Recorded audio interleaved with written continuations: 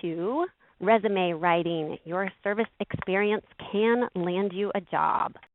So know where you are in your term of service. Perhaps you're just getting started, or maybe you've been an alum for a few years already and are searching for a job. You'll learn best practices in today's webinar. You will discover how to build a dynamic resume that highlights your successes having served as an AmeriCorps Vista member.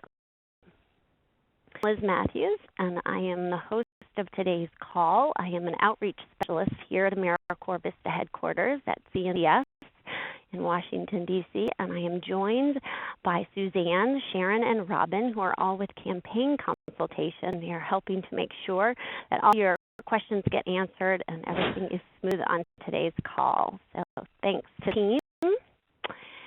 And we're going to go over the agenda briefly. So today's session, we're going to cover lots of information. First of all, knowing your audience. So keep in mind, are you applying for a job with the government, a nonprofit, or a private sector company? This makes a difference in how you present yourself on your resume. Slating your service. How you list your position, your sponsor site, and all of the accomplishments from your Vista term in your resume. Attention, ways to make your resume stand out, and explaining your education and professional experience. What is the best way to list those experiences and have them also stand out? I'm going to provide you with some resources that should help you in the process of building an effective resume. And then we're going to go over some next steps, things that you can do after this call to get your resume where you need it to be. And then finally, we have an evaluation.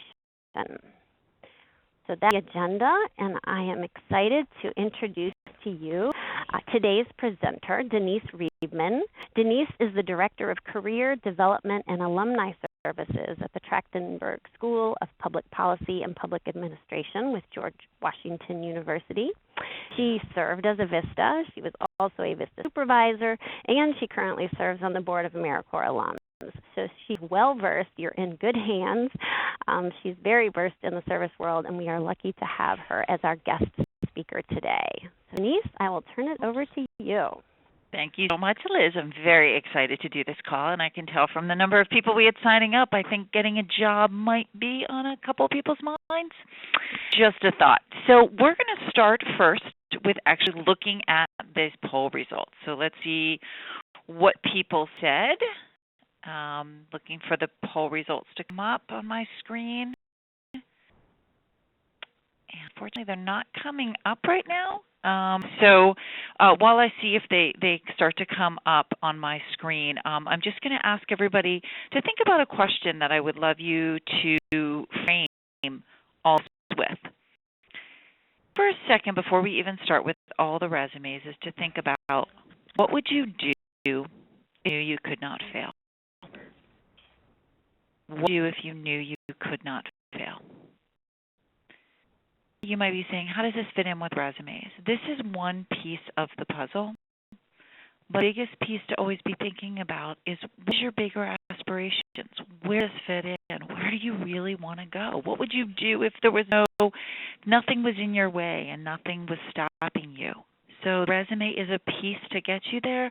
But this is a powerful question, I think, to ask yourself now and always going forward. What would you do if you knew you could not fail? And great, I got the results of the survey up, and it looks like we've got a perfect little bell curve in that most people kind of are rating themselves somewhere in the middle about their knowledge of what would make a resume stand out, and the strength of the resume somewhere in the middle. My hope is that by the end of this, the first question you will have as a 5, that you will have the knowledge, and that after you take the time after this webinar, that you are going to be able to have a resume that stands out far above and beyond everybody else's. We have one other question that we are going to ask all of you, and that's going to be regarding where you actually are, if you're a Vista member, a Vista leader, a Vista alum, just so we can have a sense of who's on the call today.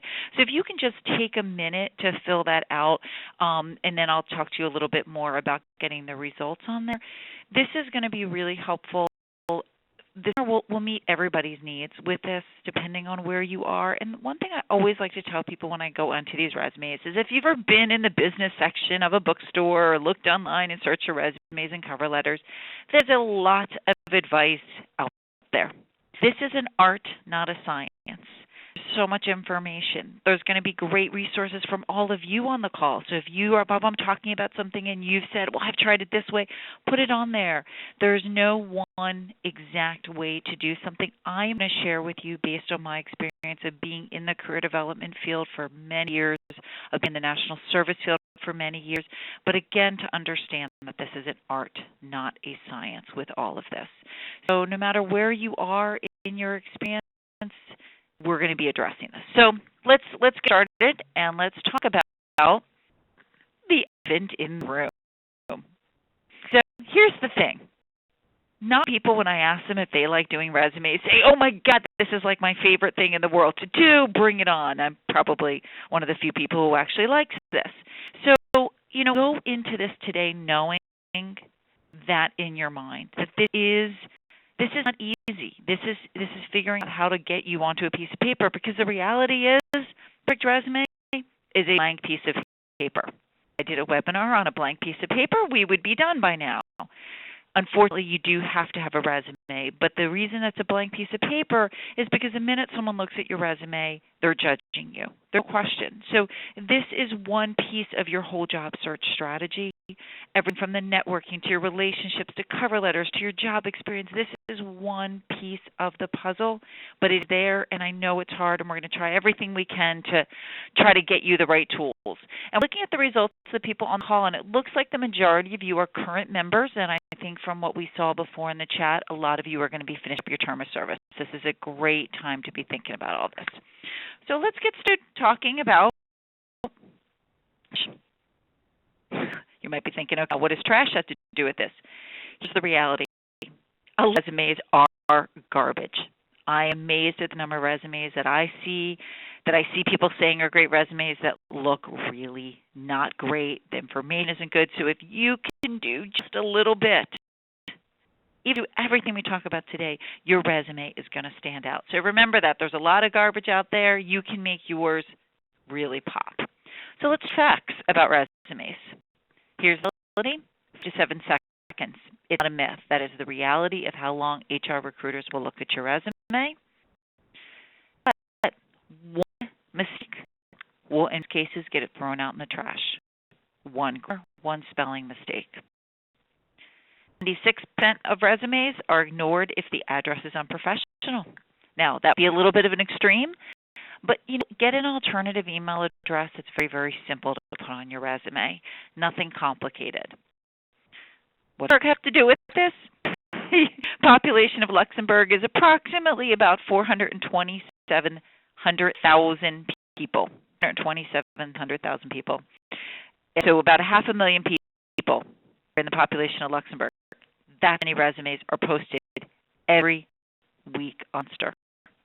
So they're competing against. And then the final bit of reality, 90% of people say they're happy with their resumes, yet according to recruiters, only 5% stand out. So think about it. If you can make yours stand out, you get to go in that 5%.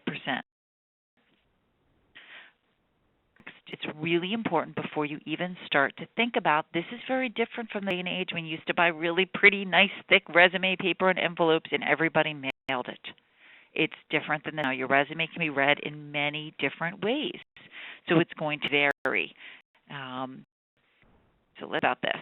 First of all, if a resume is being looked at by human eyes, you have those 5 to 7 seconds.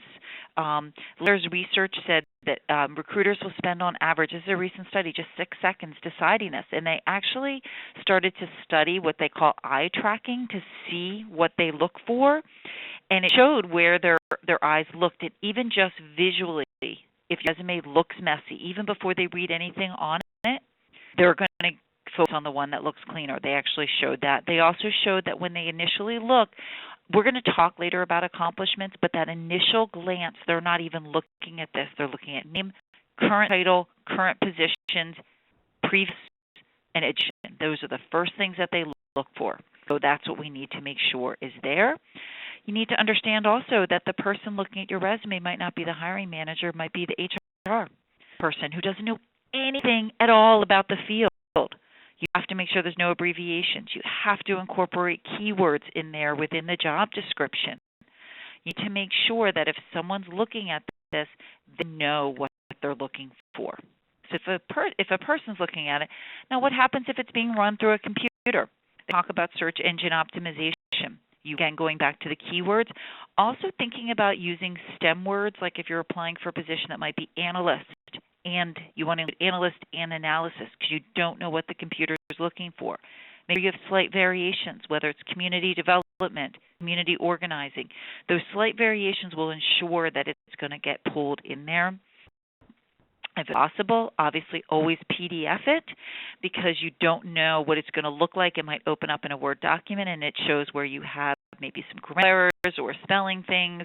You want to PDF it. Also understand that certain resumes, particularly when people are sending things internationally, they have what's called a non-format website. It's going to take your pretty resume and put it into a non-format. So what you can do to make sure this is to just take your resume, if you know you're applying to a place like this, and put it in Microsoft Notepad application or something like this. So it's going to show you what it might look like if you need to adapt it. And if you're applying for a job in the federal government and you're using the resume builder on USA Jobs, understanding, we'll talk a little bit more about this later, but you can't use bold and underlining. So for example, on that, you're going to have to use all caps because they don't take the formatting features. So it's important to know where you're sending your resume off to. Okay, so let's say, what are they looking for?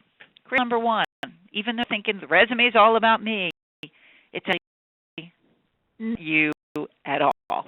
It's about what they are looking for. So if applying for a job in a nonprofit sector, you want to think about, what they're looking to see. Very accomplishment driven.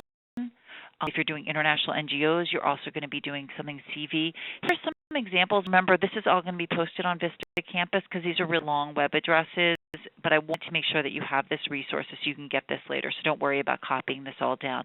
But nonprofits, again, they want to see where your head and your heart is. Are you driven to do this work, and do you have a passion for this field? If you're looking in the public sector, it's going to vary if it's federal versus state. This is generally longer, very specific details. When I was running a career center up in Massachusetts and we work with the government up there, she's like, if they tell you you need 2 years of experience and you have 23 months, not 24, you're not going to be considered. So you have to have the exact dates for things, very, very results driven. And then finally, if you're looking in the private sector, no big surprise, accomplishment driven. We want to see the achievements. A lot of times consulting companies will say, I don't care how long you've been out, I want to see this in a one-page resume.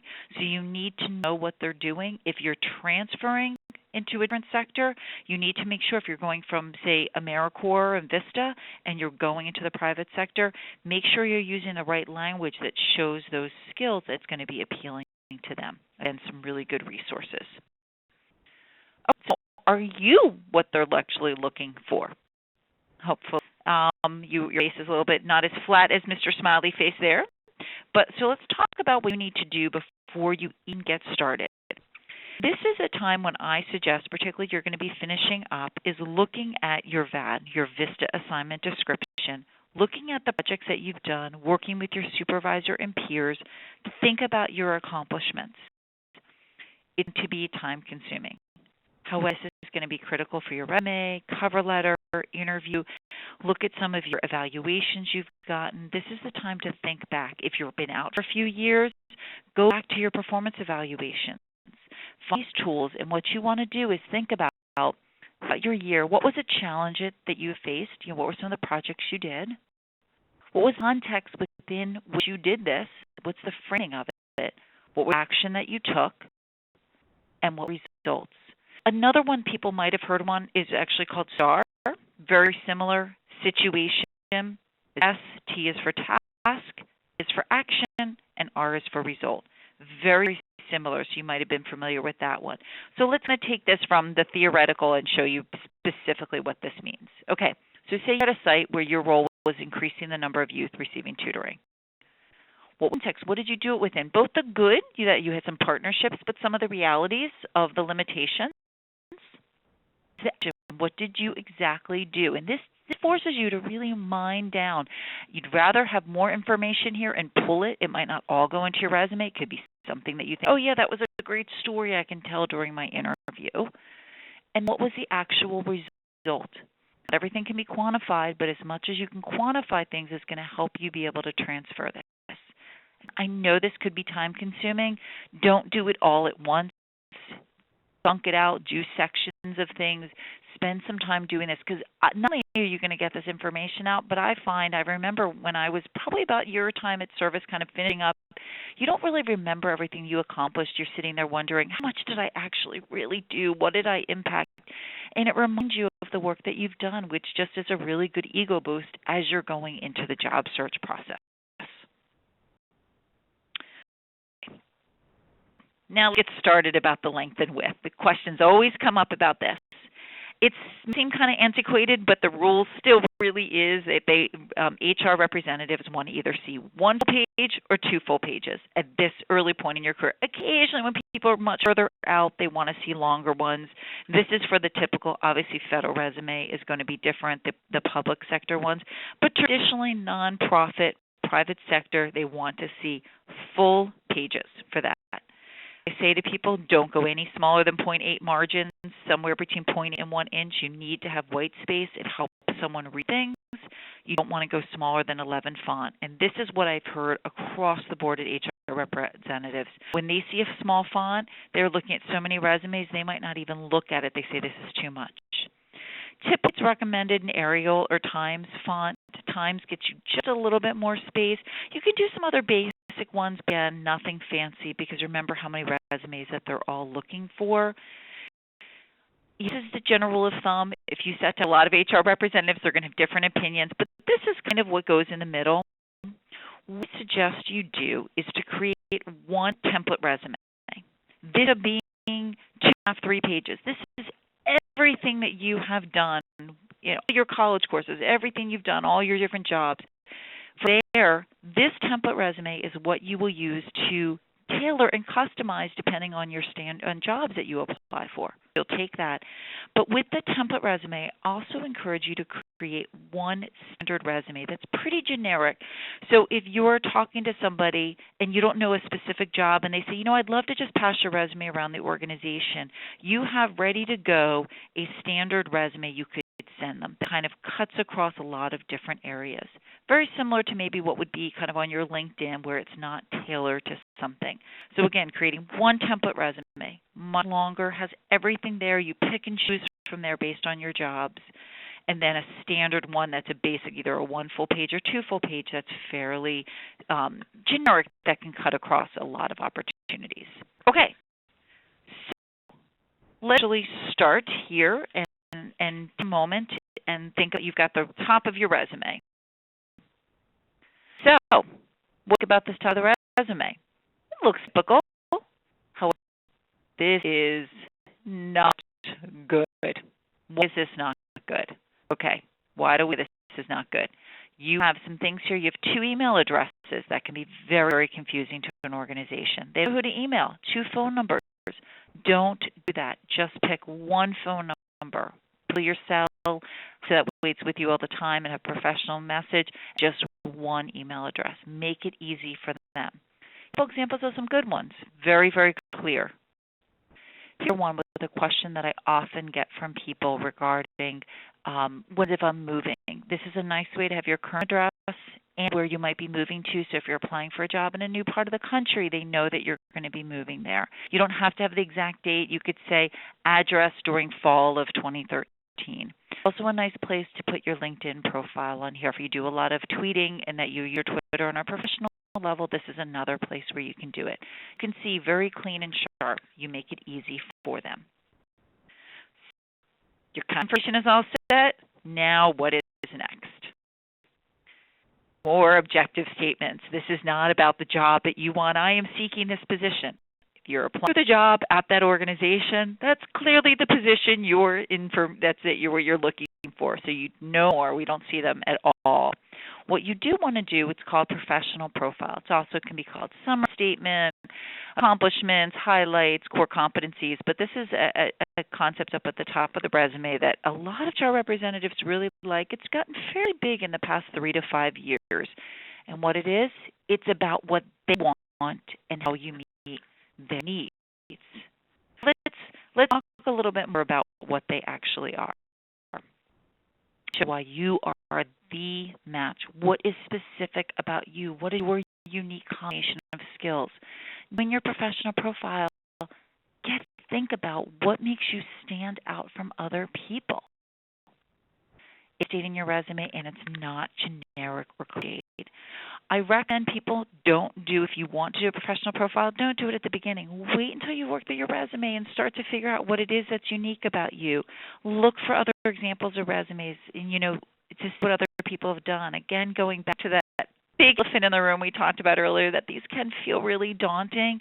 Do things to make your life easier. Look at people's LinkedIn profiles. Think about how you want to message things.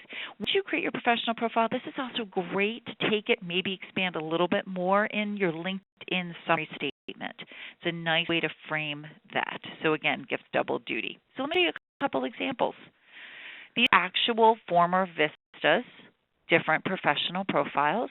So you can see from the beginning that even if you haven't done a lot in affordable housing, say you're looking to move into that arena, you can highlight in there that you're focused on there. Someone says bilingual, you could potentially even in parentheses have, say, Spanish/English. You can put that information on there.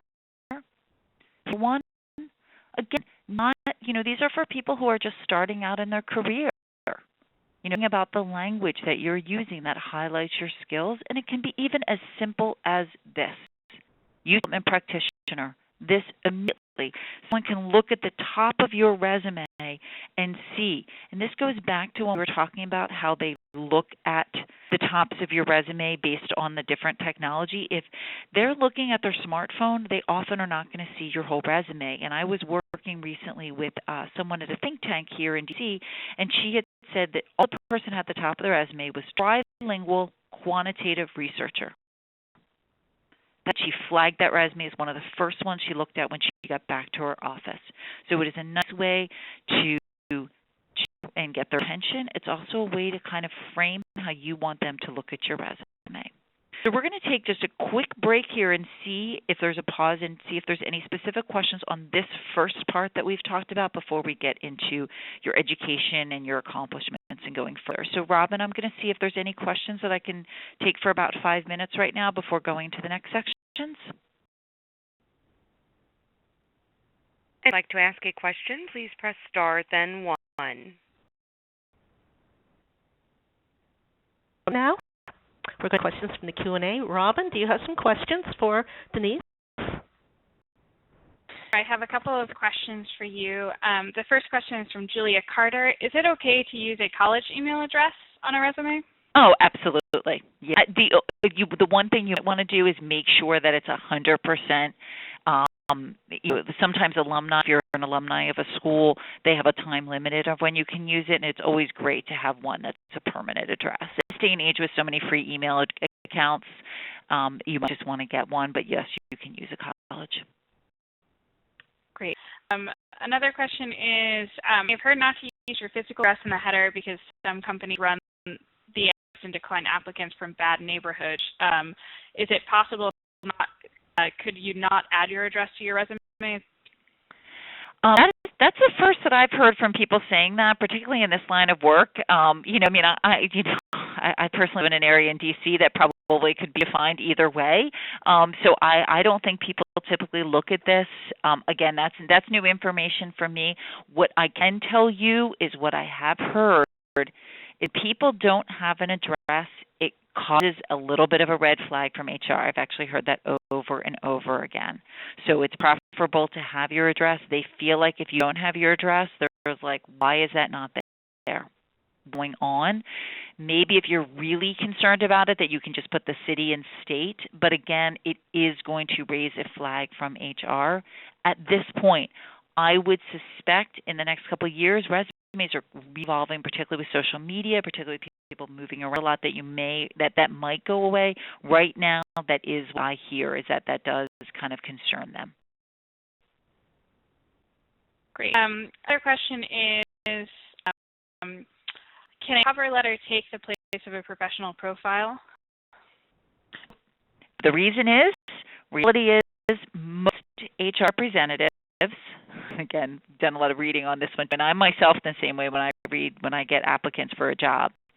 Look at the resume for those 5 to 10 seconds. If the resume does not grab your attention, you are never reading the cover letter.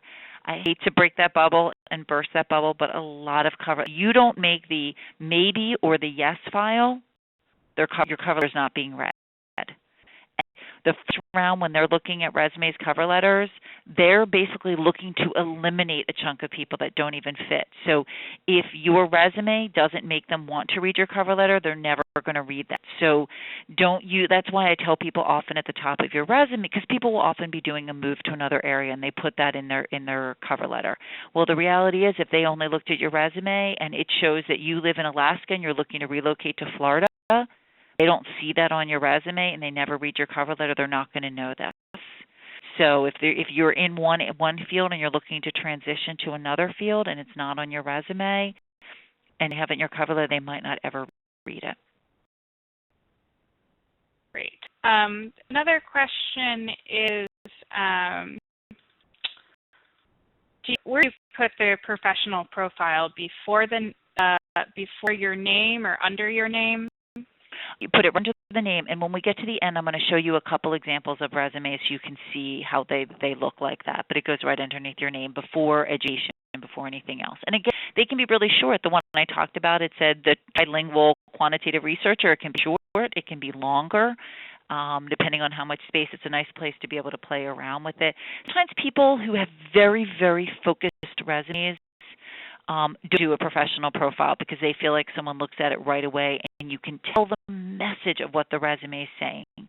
Sometimes even when it is focused, there really is an advantage to it. So you have to find your comfort level. With everything I talk about today, I think one of the biggest things when I do advising on resumes is you want to make sure your resume is authentically you. You don't want to sometimes you go a little bit outside your comfort zone, which is fine, but if you feel like your resume, the language you're using, your professional profile doesn't reflect you, but someone's telling you to do it this way, don't do that. You want to make sure that your resume reflects who you are. Maybe one more question and then move on to the next section. A couple of questions about, does the professional profile replace the objectives in the resume, and should people include future professional goals? No. Objective statement is gone from resumes. You can say you're focused on community development. This is the area you're working in, the area of, you're a community organizer for youth development programming. That's your area that you're focused on, but it's not your objective and not your professional goals, because again, I know it sounds so callous and I hate to say it, but the reality is they don't care where you're looking to go.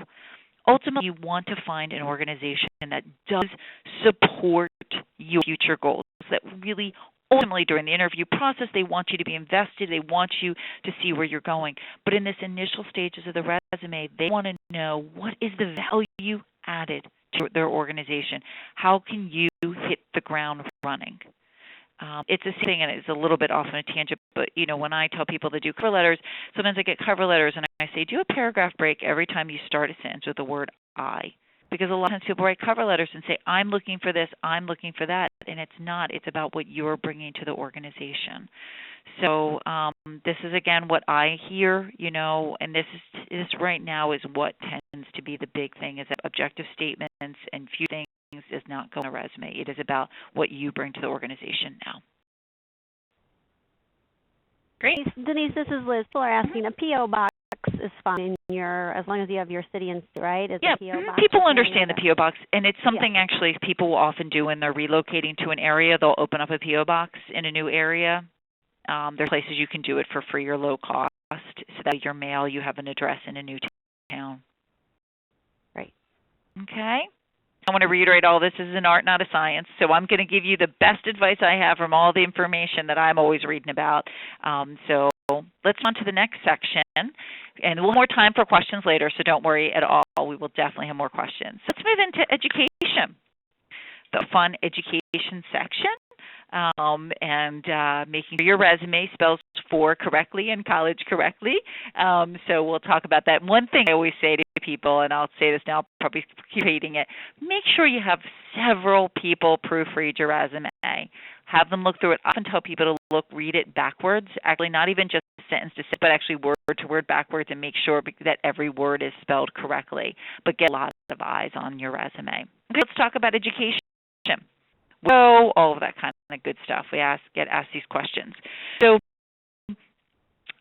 when you are beginning your career or you're just getting your degree, your education will go up to the top, or if your education is highly relevant to the position that you're doing, that you're applying for, you want to put it at the top.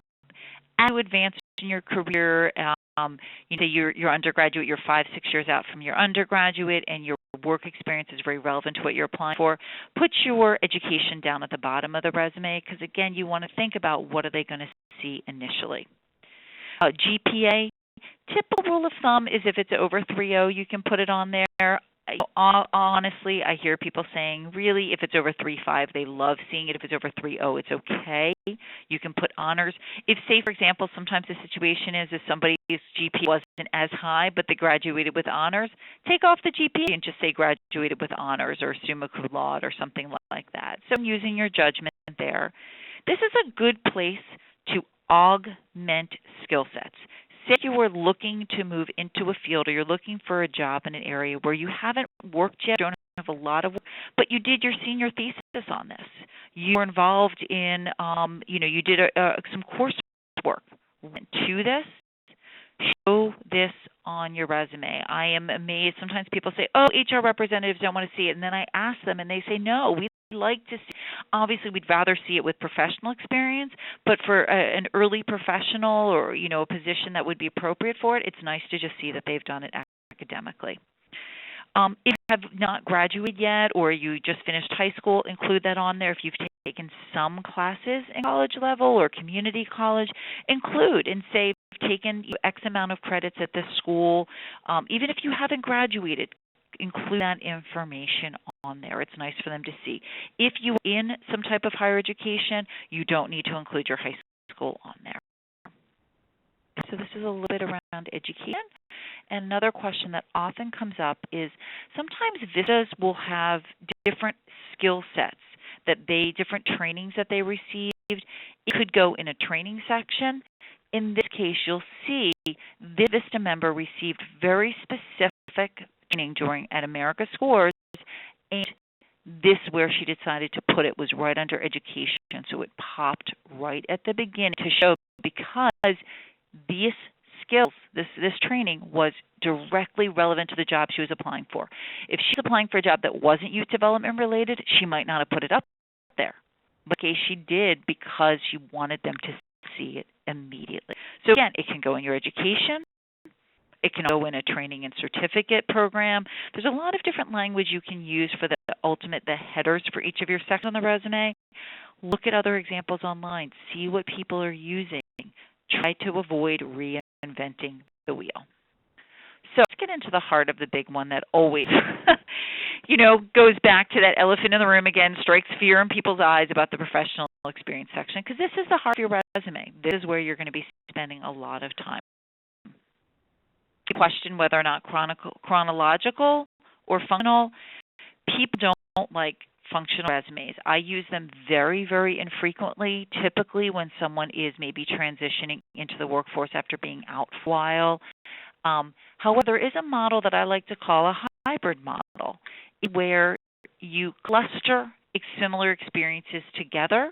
And so here's some examples of things.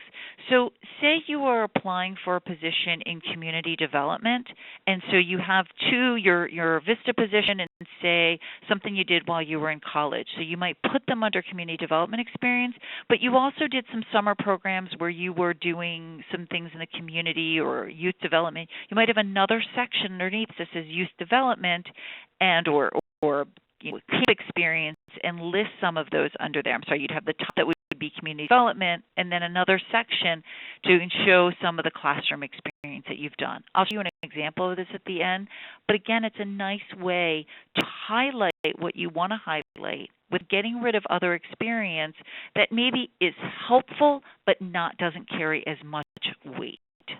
So nice hybrid model. Again, you might not always be able to do this. It's something you might do to get further along in your career. For example, for myself, I have a lot of experience in nonprofits and higher education. So depending on jobs, I pull those apart and have one of those sections before the other section. Again, if you decide to keep them all together and just have, experience, that's great. You can have it so it's not just professional experience, but say, you might have education experience. Call it something else instead of just professional. You also can include your volunteer experience in there if it's substantive volunteer experience at higher levels. If not, that will go under a volunteer section. Let's talk about some Vista-specific issues, how you do your title. I encourage you, if you can, and talk to your supervisor, to have a title in addition to just saying AmeriCorps Vista. If we're doing things that was around, volunteers or youth or environmental or, fundraising and development, grant writing, have an additional title. It just gives additional clarity to your title for AmeriCorps Vista. And here's some examples. I was working at this organization. Sometimes people ask, everybody know Vista? Everybody know AmeriCorps? I wish we could say everybody does. We're still on that. So sometimes if you're applying somewhere and you're concerned about it, this is a nice way to provide a little bit additional information on a situation. Somebody might not know what the organization is. If you're applying and say you did your Vista experience, say you're right now at Habitat for Humanity, that's a universally known organization. You might not need to provide a qualifier that explains the organization. If you're in an organization where the title isn't as well known, this might be an opportunity to do this right underneath, and then you do your bullets, your accomplishments below that. Here's another example that happens a lot of times, and I know many of you might be dreaming and hoping this happens, is you're working somewhere and then you get hired on. So this is a nice way to show that you were a Vista in this one arena, for example, in this one, partnership development, and then you're actually hired on to a position. So and then underneath you would put the bullets. You don't have to have the bullets of the accomplishments divided out of what you did when you were a Vista and what you did in this new job. You can put them all together. Okay, let's keep going. Let's accomplishments and my three favorite questions about accomplishments. What? Here's why does it matter? Every word needs to matter to this. Every word you have to think about, are they caring about this? You might look at this and say, oh my gosh, this feels so glib. This takes away from the weight of what I'm doing, but you have to remember this one thing that you did during your Vista year might be really important to you, but if it doesn't matter to the position you're applying for, it doesn't belong on there. And that goes back to when I talk about having a template version of your resume, because you might have under your job right now, under your Vista position, you might have 15 really, really well-written bullets that go to your template. And then when you are applying for a job, you pick the ones that pass this test for that position. So what? Who cares? Why does it matter? So for a street performer, it's all about location, location, location.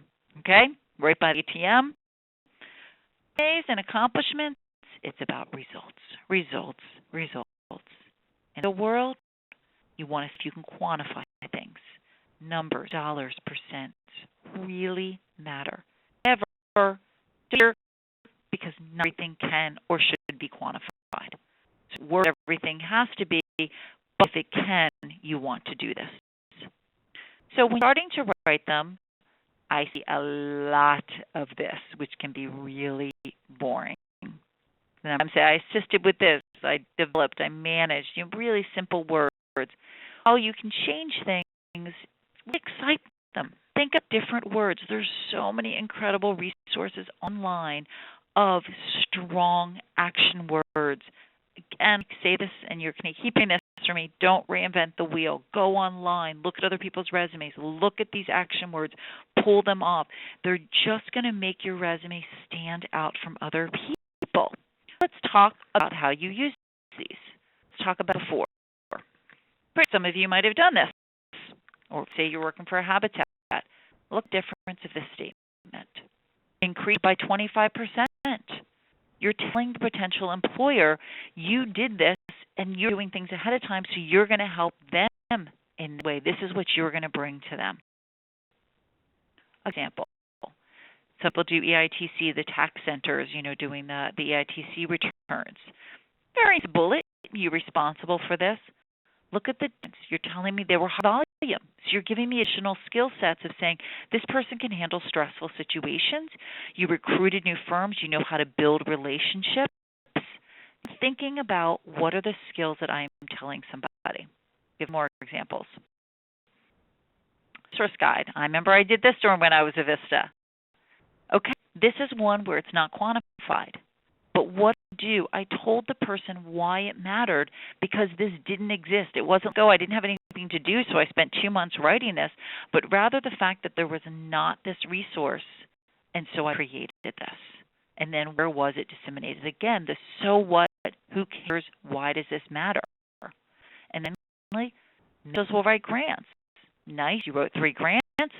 But how about this? You're telling me, and it didn't have to be that much money. It could be successfully secured $5,000, $2,000, in-kind donations. And why did it matter?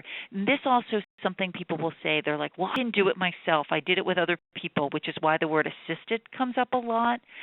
You see, by even just writing the co-writing with somebody, it's ways to get around the fact you could say, I collaborated with a team to work on something instead of just consistently using the word assisted, because that's not giving you full credit for the work that you've done.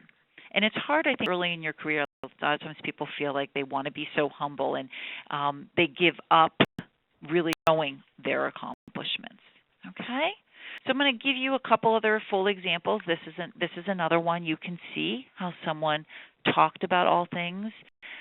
This is something a lot of times people will do managing contacts of an organization, and just by including the numbers in that really makes something pop. One right here isn't anything quantifiable, but it's giving me some real specific information. I'm going to show another one here so you can see how they can really look. Actually, I have 2 examples on the next page. So it's a little bit hard to read that one, but you can just see how they've done this. But even the language, increase total revenue by this. You're leading with impact. That is I'm looking right there. That's the 4th bullet right there. So you see how that was done. Okay? And then down here, you can see none of these are actually quantified. So you worry that everything has to be in there, but very easily reading this, you can understand what skills the person would be bringing to the next job. Okay. Talked a lot about accomplishments. I'm guessing there's going to be a lot of questions with that, but what I'd like to do is finish up with the last couple sections, and then we will open up for more questions for accomplishments, because that one always brings up a lot of questions, and understandably so. I know it can feel really daunting, but trust me, it's not as hard as you think. And once you get started and seeing yourself with all these accomplishments and the strengths you bring, okay, maybe I say this because it's my line of work, but I think it actually becomes fun, and it becomes inspiring to you to see the impact of what you're doing. Okay, so let's talk about the other stuff that comes up. Feel free to include things like volunteer or community service work. Don't just list anything, but think about, what am I telling somebody by including this on there? Academic leadership, community leadership, if you've taken the lead on something. If you've joined affiliations that are relevant to where you're looking to go, if you're a member of a community development organization, if you're a member of your neighborhood association, things of that nature that lend additional support. Language skills, be really specific on the fluency level. If you're just a beginner, make sure that you're using some of that language that's written there. PR has some great things on their website to explain, if you search their website, to explain kind of what the different definitions are. Additional trainings and certifications, even if they're just community trainings, they're supporting where you're looking for. Research relevant publications. It may not be that you were, published in anything that was a peer review, but you wrote an op-ed. You wrote for a community newspaper. Shows me you know how to write. Shows me you know how to message. Say you've been blogging for your site. Make sure that you might put these links right there on your resume. Travel. Don't list it randomly, but if you're applying for a position that's, say, working with an immigrant community in your town, say you're working with an Asian immigrant community, and you've traveled to China, Vietnam, put them there. It shows a cultural understanding.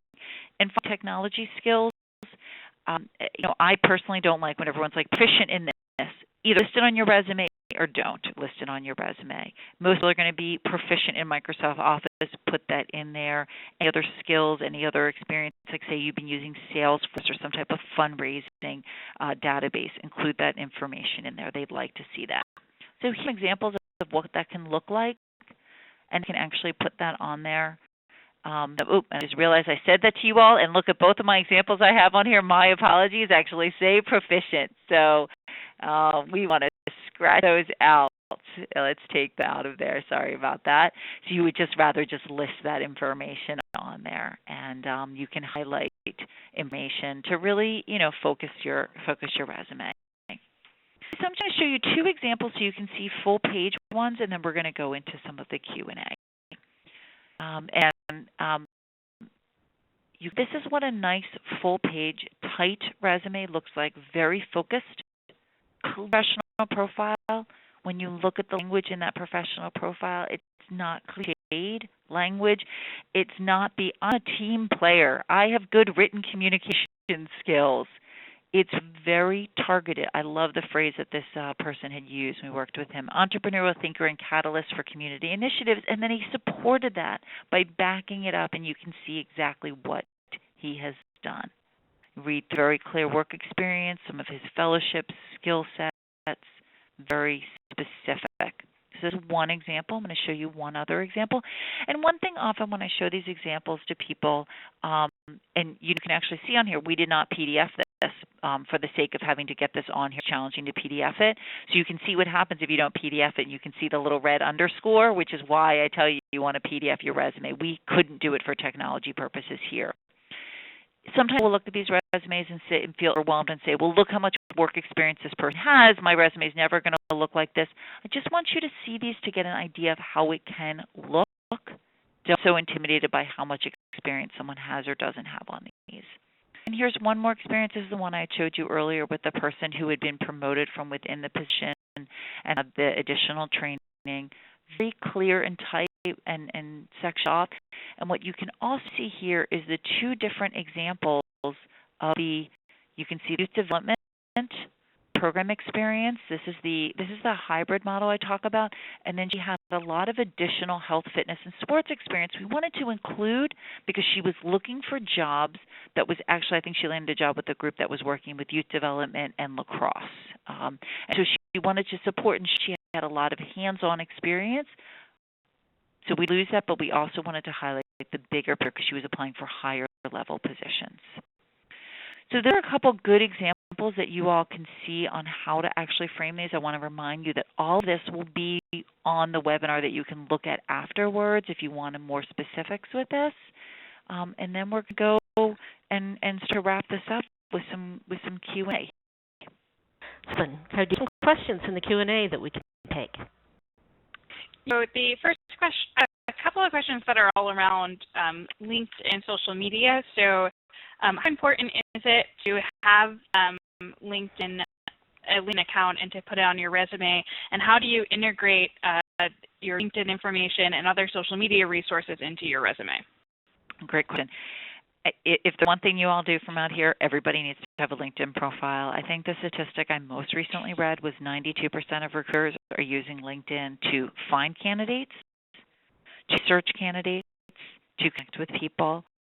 There's a study done in Forbes magazine recently that showed HR recruiters using traditional means to find a candidate, which took about 3 weeks, versus LinkedIn, which took about 3 hours. You have a LinkedIn profile, you need to have connections, it needs to be sharp. I don't like a LinkedIn profile being your exact resume. I think it can be just an abbreviated version of your resume. You want to have all the information, but you don't necessarily need every single accomplishment on there. I honestly cannot emphasize LinkedIn enough. People joke around that I'm a LinkedIn pusher, but I have seen so many people, opportunities, through LinkedIn. It opens your eyes tremendously to opportunities. I remember when I was moving to, I actually connected with Liz about an opportunity that I was applying for that she helped me understand much that I wouldn't have known. So I can't emphasize this enough. How we can end up on your resume is in your top part in your name. If you have LinkedIn, if you have a Twitter account that you're using on a professional level, but it's so important to make sure that it shows up that you're using it in a very professional way. So make sure your LinkedIn profile, go back to that thing you've been hearing me say, don't reinvent the wheel. Find people who have positions that you would like to have next. Look at how they've done their professional profile on their LinkedIn. Look at their LinkedIn groups. Look at all of that. Use those as models to create yours. But first things first, get a strong LinkedIn with a nice professional picture. Don't have as your tagline up top of what the jobs you're looking for. Have it as kind of your branding statement of who you are. Get set up and then add that to your resume. That's great. And one quick other thing about LinkedIn, we've had 2 webinars on LinkedIn, so we'll be posting those in the room. And again, it's on the page where all of our webinars are listed. Again, and one thing to add to that is I say that someone who doesn't use Twitter very much and who doesn't use Facebook very much. So I'm not somebody who's saying this and who's like all over social media. I've seen the power of LinkedIn and live and breathe it. Have another questions? Yes, another kind of set of questions around what address you can use. So one that is considering using her brother's address in D.C. since she's moving to the area. Another one wants to know how you can show that you're willing to relocate. And then there's been a couple of questions about whether you use a current address that you have, or if you're moving, do you put on your future address? I think a couple things with that. One, you can definitely use your brother's address. That's great. 2, if you are considering moving to there, what you can do is at your line up top, put your current address where you're at, or the other address where you say you might be moving to. You can put those, put them both on there. If you're in current address, you can put right below it, say Washington, D.C. if you didn't have address, and you can say, even if you don't have address, relocating to Washington, D.C., late summer, early fall 2013. So that it's very clear, and this goes back to the question earlier about the cover letter. They might not read your cover letter, so they very clearly know that you're looking to relocate to the area, that you're not just randomly applying for jobs. And add this and say, you might be randomly looking for jobs in 5 different cities across the country right now. A resume you put in, be clear and say, relocating to this area, and give that information. So even if you're looking at all those different cities, make sure that each one of those times that you apply, you change the name of that city so they know that you are looking specific to relocate. Again, you can put both addresses on there. You could put, current address, permanent address, like say you're moving, you don't know, maybe it's your parents' address. You could put that as a permanent one on the top, keeping it short and sweet and clearly stated which is which so they know. Great. Another question is a couple of asked about whether or not they should include their graduation year, especially if it's been quite a long time or a relatively short time to avoid discrimination or questions. That's a great question. Here's the thing: is if you don't include your graduation year, that's going to actually give you more. They're going to raise more flags to them. They're going to be more concerned. I'm not ashamed to admit I graduated college 20 years ago, so I put my year up there. I can't pretend that I don't have it on there. I think unless you're somebody who you're really concerned, if it was say you're later in your professional career and you are worried about it, you could take it off, and I've seen people do that. However, they're typically going to know if you have a lot of work experience and you've taken it off, and say you did Vista and say you had a lot of other work experience and now have gone back to Vista to maybe make a career transition. I used to have that when I ran a Vista program up in Maine, and I had a couple of my Vistas who were in their 50s and 60s, and you can take the years off, that's fine. It is going to make them think that you had graduated a long time ago. I would not do it if it was a recent graduation. I think there's no reason for that. Great. Next question is there a preference between serif or sans serif fonts for resumes? Basic font. I mean, I tell most people to stick to something like, Cambria or Arial or Times, something pretty basic. I actually just heard a story about someone recently who did something, I think it was like called Comic Sans or something that was like really, I think they were applying for like a youth position, and it just does not look professional. It's just something pretty basic. People really like to get creative with some of it, and here's the thing, is it really doesn't matter, what font you look. You might like the way something else looks, but keep it pretty simple. Garamond is another pretty simple one to do. If you were sending it to a site that doesn't PDF, you definitely want to use Arial or Times because you just don't know in this day and age, particularly if you're doing something that's on a Mac and then you're sending it to someone else. I've had a lot of issues with Macs not opening up. And I'm sorry, I know people love Macs. I know that they're really, really user-friendly and they're wonderful. I've just had a lot of students have problems when they took a Mac, one had not PDF'd it. It was having a problem opening up. Great. Another question is, should you include references on your resume? Nope. People do the resume references included upon request. It's a given. If you get handed to the interview stage, you do want to bring, when you go to the interview, you want to bring a page that has your 3 references, use the exact same style header that you have on your resume and have your references on there, and just bring them. You don't need to include them on your resume, and don't use it to take up space on your resume. They're going to look at it and question why it's on there. Again, this is stuff that used to be done in a certain way and now is changing, and the field is constantly evolving. It's something, because this is this field that I love, I'm on the chatter and hear about this stuff. You may or may not do this. You just want to make sure when you're applying for stuff that you can check in and see what people are doing. But right now, the references, no one wants to put them on there anymore. Next question is, in the education section, is it appropriate to include professional certificates such as grant writing? Absolutely. You can include it either in your education section and have it divided out and maybe called education and training, or have a section that's specifically on training. It is a huge way to highlight additional skill sets you are looking if you're doing a transition. I actually, for AmeriCorps alum, am the career coach for them and write a monthly column. This one that's coming out in July, I'm specifically doing on making a career transition, and that section, your training section, is a really wonderful way if while you're finishing up your Vista, if say you've been working on education issues and want to shift into environmental issues, and you've gotten a couple certificates in this area or some additional trainings, and they don't have to be really big trainings. When I was early on in my career, sometimes I would do half-day trainings at an organization, free trainings. You highlight them in the training section of your resume and pull them out, and that's a way for someone to say, okay, you might not have worked yet in the field, but clearly this person is passionate about it and is pursuing additional education in that area. If your certification or your training is through a university, like for example, I actually had used some of my AmeriCorps funds, my education award, to get trained in conflict mediation and family mediation.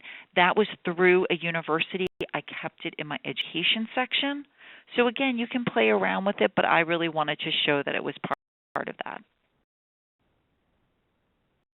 So there's been a couple other places where people have asked whether to include it in their education section or on their resume. So what about scholarships or study abroad opportunities? Absolutely, and that can be included right there on the education. A study abroad can go on. If you're running out of space, so you have a one-page resume, and you've done study abroad, and you're running out of space, and it's not really relevant, you could take it off. I do think, particularly on in your career, it says a lot about you. I did study abroad in England. It wasn't that difficult cultural adjustment to show that I had some ability to be able to handle being abroad. But some people in this day and age have done study abroad in incredible locations that really shows that they have been able to adapt different cultures or learn different languages. Sometimes in this day and age, the study abroad programs, people are doing research projects or working at a place. I had a student the other day who had worked in Ireland at the time during our study abroad, absolutely highlighted on there. Put some scholarships. Sometimes I see people with a huge laundry list of scholarships. You don't need to put them all. Pick and choose. If it's the name of a scholarship and it really doesn't explain something to somebody, you might not put it on there.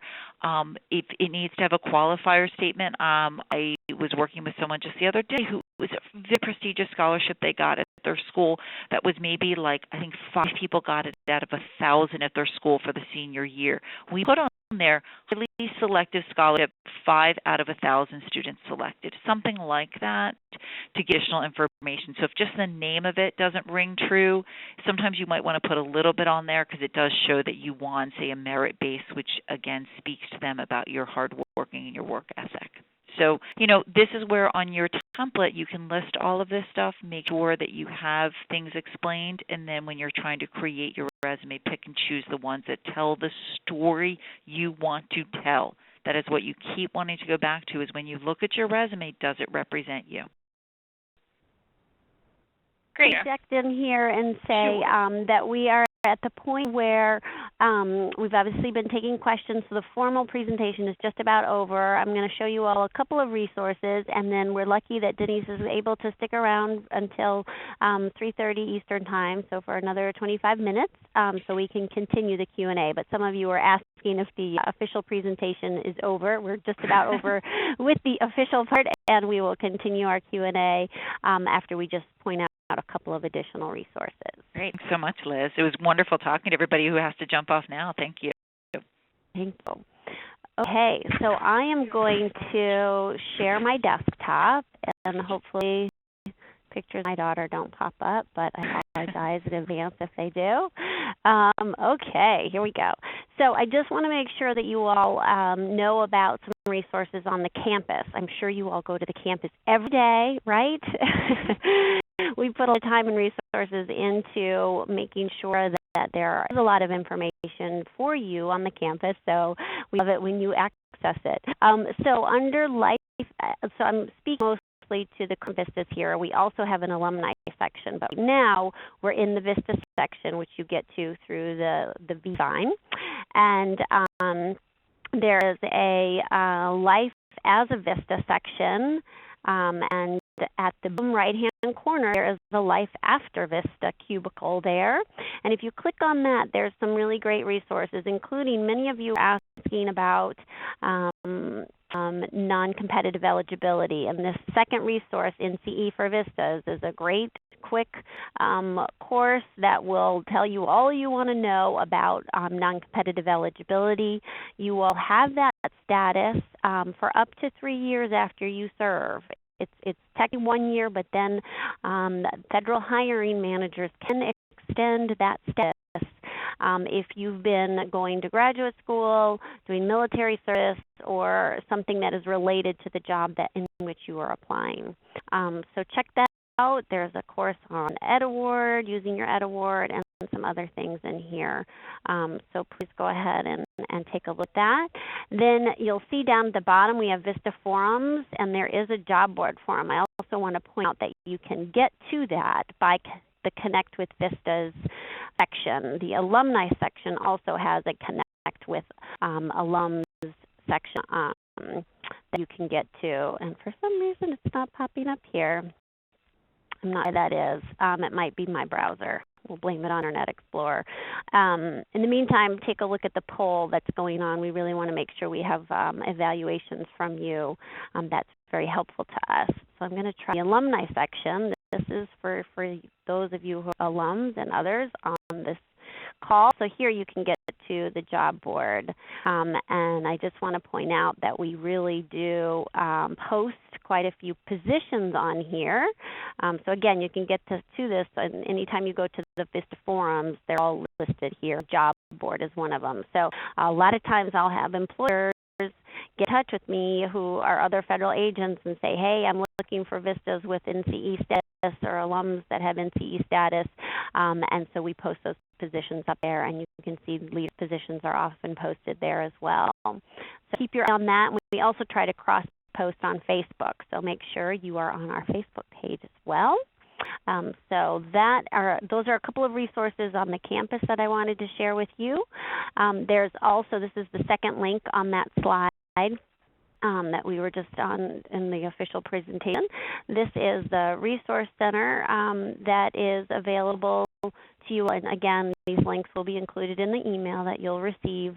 But these are all steps, life after AmeriCorps. So this is just another place where you can get resources that might be helpful to you at this stage that you're in when you are starting to look for a job, in addition to the resume building.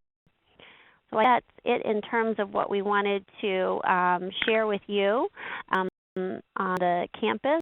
So again, make sure that you visit the campus. There are lots of resources there. So keep in mind. And then finally, we have some next steps for you. So these are 5 actual actions that you can take now that you've learned everything from Denise. So these are 5 steps that will help you get your resume noticed. So first of all, really look at your VAD and what you did as a Vista and translate your accomplishments into action statements, and make sure that you put them into really great keywords that Denise was talking about that will really help your accomplishments as a Vista stand out. So that's something that you can do right away. Secondly, review your job description for keywords based on the jobs that you're applying to. What are the words that those employers are looking for, and integrate those into your resume. Third, about LinkedIn. So if you don't already have a profile, set one up. And if you do, make sure that your Vista accomplishments are properly reflected in your experience section, and you can also post it under volunteering and causes. There's nothing wrong with having it in there a couple of times. Through LinkedIn, you can also look up the resumes of your connections for tips, and you can look at the other profiles of the people that you're connected to see how they've worded things and how they've positioned their experiences. Fourth, you can create a template resume. So that's one that includes absolutely everything you've done. So you have sort of a master resume, and then a standard resume is the one that's more like 1 to 2 pages that you can give out during an informational interview or job fair, or if somebody requests a resume right away. And then Denise talked about taking your resume when you're applying for a specific job. And fifth, ask for feedback. There are plenty of people on the call here, and it's clear that some of you know each other, so feel free to share your resumes with each other and get feedback. I think that's a great way to make sure that your resume does stand out. So your next steps, hopefully you all have taken a moment to do the evaluation. Again, that's really important for us. We appreciate that, and we appreciate your time, and we know that you all are very busy. And Denise, thank you so much for all of the prep work before the call and during the call. We really appreciate that, and we really thank you for your expertise and sticking around for another 15 minutes. And I just want to point out that we have a webinar coming up on July 17th, which is about researching grants, finding the right opportunities for your project. So with that, we will go ahead and open up the phone lines. And while we're doing that, Robin, is there anything else that's come up in the Q&A that you want to address right away? And I just want to say one thing before everybody gets Yes. off. I just want to circle back to Please. the one thing. We still have like 300 people on the call. That the question I asked you in the beginning, the what would you do if you knew you could not fail? Remember, this is all about how are you inspired to this work? What are you inspired to do? This is the nuts and bolts, what we talk about here today, translating your service onto your resume. That's the nuts and bolts of this, cover letters, interviews, but the biggest picture is what impact do you want to have? What do you want your legacy to be? And that to me is what should drive everything that you're doing. So before we lose more people, I just wanted you to just keep remembering that question of what would you do if you knew you could not fail, and how does this all fit into getting you to have that impact? People choose this national service because we all are really committed to making this a better world. This is what drives us. So keep this in mind with everything. When you're tearing your hair out because your resume is a page and a fourth and you're trying to figure out what to do and to get it onto one page or something's not working, just keep that big picture in mind, and that gives you the perspective. I feel like that helps you kind of keep moving forward as you transition out of your service, or for those of you who are working, you continue to define where you want to go. So I just wanted to leave that before we go into additional questions with Robin. And open the phone lines at this time. So, Dora, if you could instruct people on how to call in with questions. If you would like to ask a question, please press star 1 on your touch-tone phone. Please unmute your phone and record your name clearly. To ask a question, please press star 1. One moment, please. While we're waiting for the phone lines to come up, Robin, do you have some questions in the Q&A? Yes. So I have another question, a series of questions about what to do with an education experience like grad school or an undergrad experience that you haven't finished yet. How do you put that on your resume, and how would you put it in your resume? Yeah, I mean, if it's, if you're just right now in your undergrad, you just kind of put, say you started in, or September 2011, and you can put, to whatever your date is, or you could put, anticipated graduation date or expected graduation in the date of your graduation. So if you're still in school and you're actively in school, you can put either the years, or you can say, again, May 2010 to present, or expected graduation date. If, say, you took some classes in college or as a community college or in graduate school and didn't finish, you could say, took this class, took, 15 credits towards a degree, or took 15 credits in this field, and just give that qualifier information. So it depends on what situation you're in.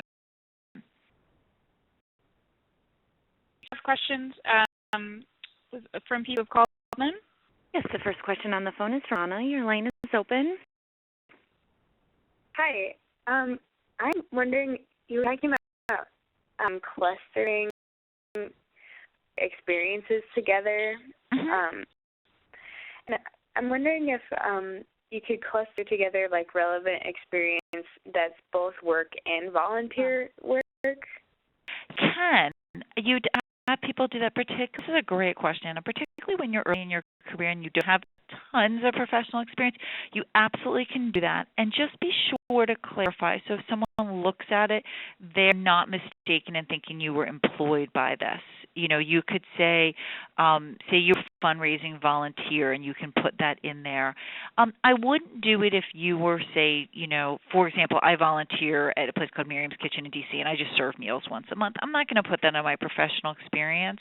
But if I've done something that's a higher level professional experience, managing a project, supporting somebody. I used to work at Boston Cares, and we would have project leaders that would help manage volunteer projects. That's absolutely can go in that. And what's nice about it is that's when you would not want to say professional experience, where you might say, volunteer management experience, and you might have some of your stipend as a Vista experience, as well as some other professional experience, and just again qualify it so that they know what it is, and make sure that there's bullets underneath to support it. And it could just be one or two bullets. It doesn't have to be substantive, but it lends some support to that area of your resume. So that's a great question. Does that get what you're after, Anna? Yeah, thank you. Thank you. From Isabel, your line is open. Talking about the LinkedIn account and putting up your standard resume, I'm wondering how can you centralize your professional profile for a standard resume?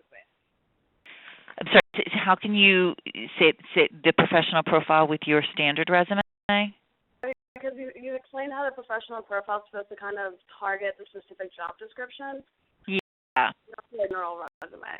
So, if they are looking generally to work, do you remember that professional profile that I showed early on that said like youth development practitioner, and then skill sets underneath it?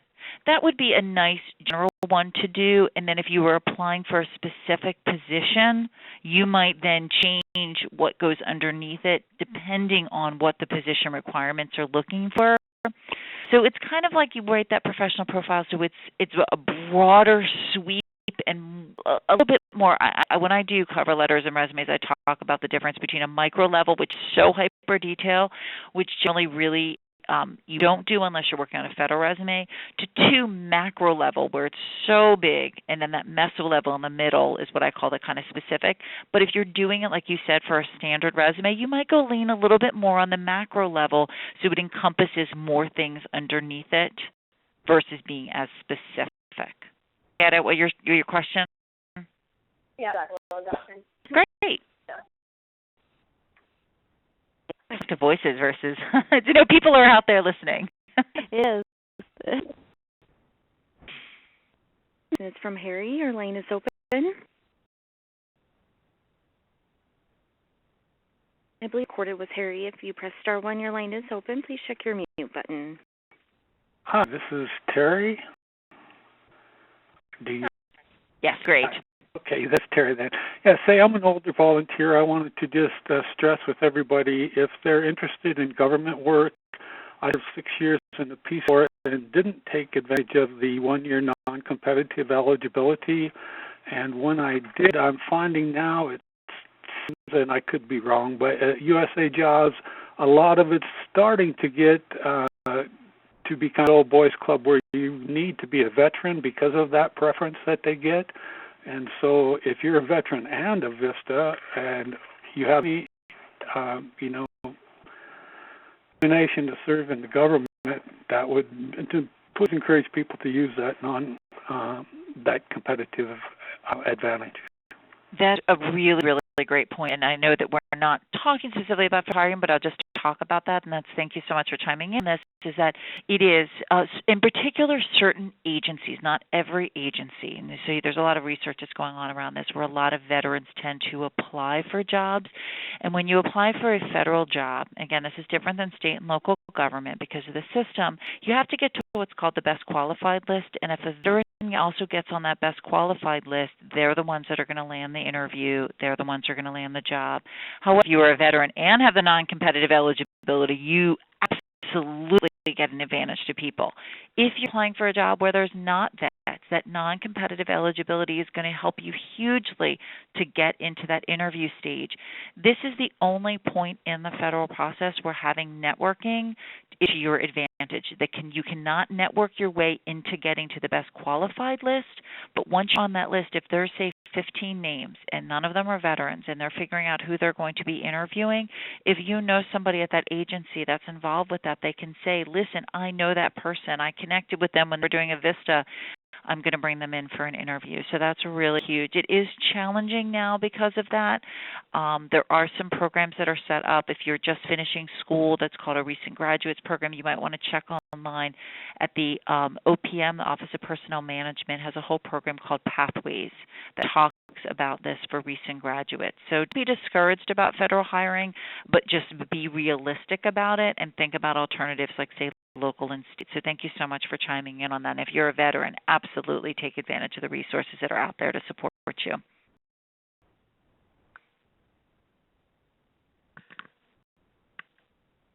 Do you want a question? Mm-hmm. Okay, Jessica, your line is open. Yeah, I do. I have a resume, and at the top of my second page is the place of employment where I want to get my foot back in the door with. However, I have 2 jobs and other things that are taking up my first page. Would you suggest having my AmeriCorps responsibilities, which are I'm out in a week, so most, and then switching 2008 experience with my 2009 to 2012 experience, and then that would be out of chronological order. Mm-hmm. It would have the job I'm applying for, jobs that I'm applying for. So you worked previously in 2008 and 2009 at a place you're looking to get back into? Yes. Okay, so here's what I would suggest, because you never want to go out of chronological, is either do kind of that hybrid model I was talking about, if there's a way to pull them apart into 2 different sections, where if that position you had done in 2008 and 2009 is different than, say, what you're doing as a Vista, then at the top of your resume, have that as a professional profile, have that as a professional experience section. Well, I don't know exactly what that job was, where maybe it's, whether it's environmental policy or education policy. If it's really different, then pull that up there as a different section and highlight that. Another thing to do is this is where your professional profile can really come in, where you can say, private and public sector, I'm just talking out the head, right, experience, including having worked at, and put the name of the organization, or you can put, because a lot of times you can do bullet points underneath it, bring the name of the organization to that top of that resume in that way. And this is where also, and I'm sure you're already doing this is where networking is huge, because then people are going to know your name. Yeah, great, fantastic, absolutely great. Thank you much. Sure.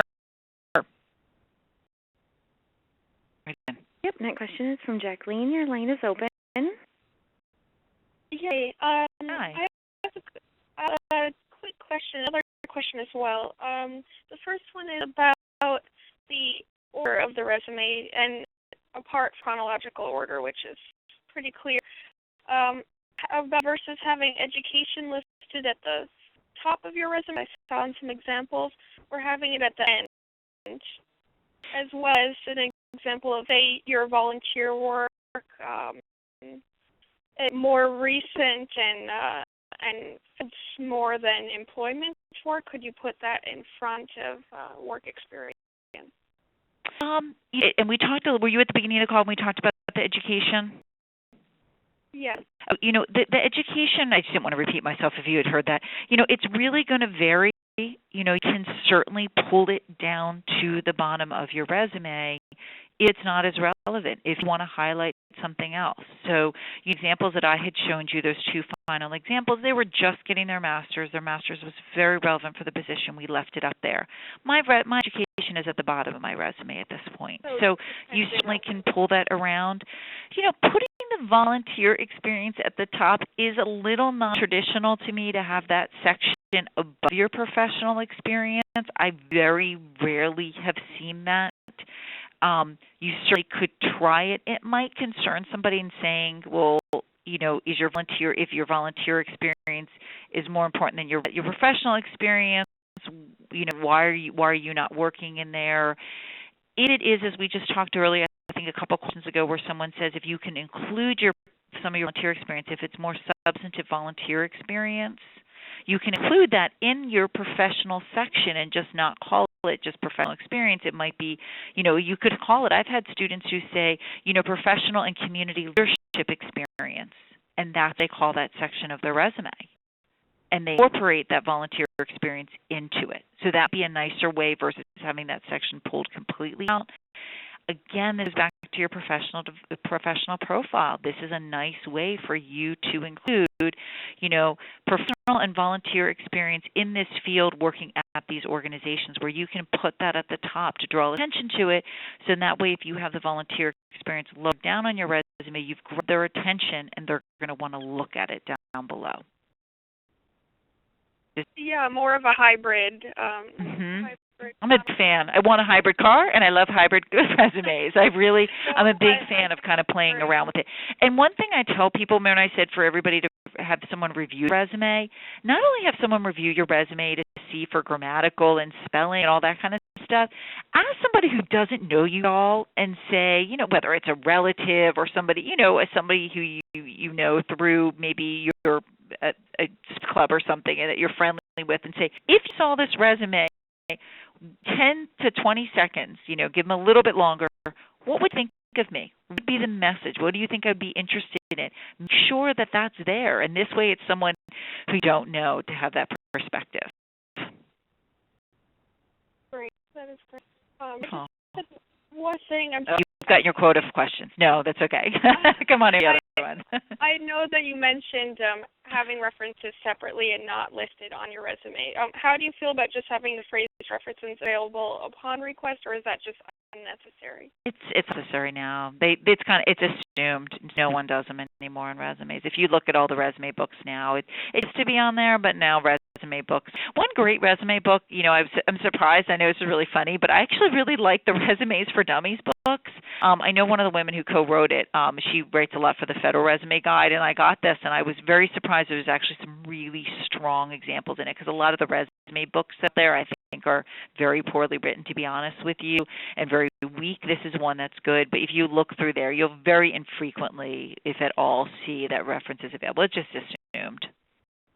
Great. So much. My pleasure. One more question? Yeah, more, and then we'll sign off. Wrap it up. I'll be out here all day, Liz, but I know people need to go. Well, Robin mentioned in the chat room, if we haven't gotten to your question, we will be following up with you on email. So don't worry. Go ahead. One more. This question is from Chris Shonda. Your line is open. I'm wondering, my description is basically and I was wondering how to fit that into a resume when I'm ready to do a resume. First part of it, I'm sorry, it was kind of, I couldn't hear the first part of the question. My Vista, my description is 2-1.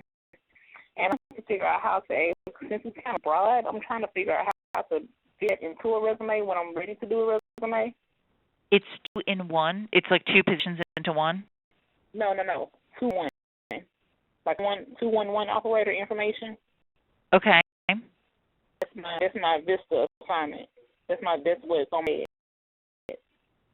Figure out how to include that? You know, like how would you really break it down to go onto a resume? Responsibilities are? No, I get ready to do my resume to apply for the job after my assignment is over. How would you break that down to put that onto a resume? I'm not understanding this question. Liz, are you understanding this? I'm a little confused as well. I mean, you can use your Vista assignment description to create the bullets that explain what you accomplished as a Vista, and that might include whatever you've done with 211. Okay. Yeah, and remember, if you're applying for a job, if that was everything that you've done, then it can go on there. But if you did other things in addition to that, you can choose to keep some of that information on and some of it off. So you want to do that. And look at what other people have done. Ask for other examples of things. Right. All right. Well, thank you, everybody. This was hopefully very, very helpful to everyone. I know there were lots of questions, and we'll be sending out an email to you with the resources and trying to answer your other questions through email. So again, Denise, thank you so much. Thanks, everybody, for participating, and good luck with your resumes and getting jobs.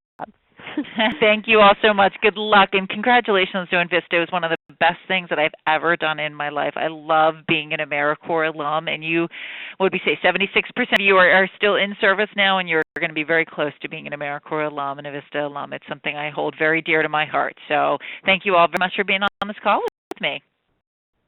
Thanks. This concludes today's conference. Please disconnect at this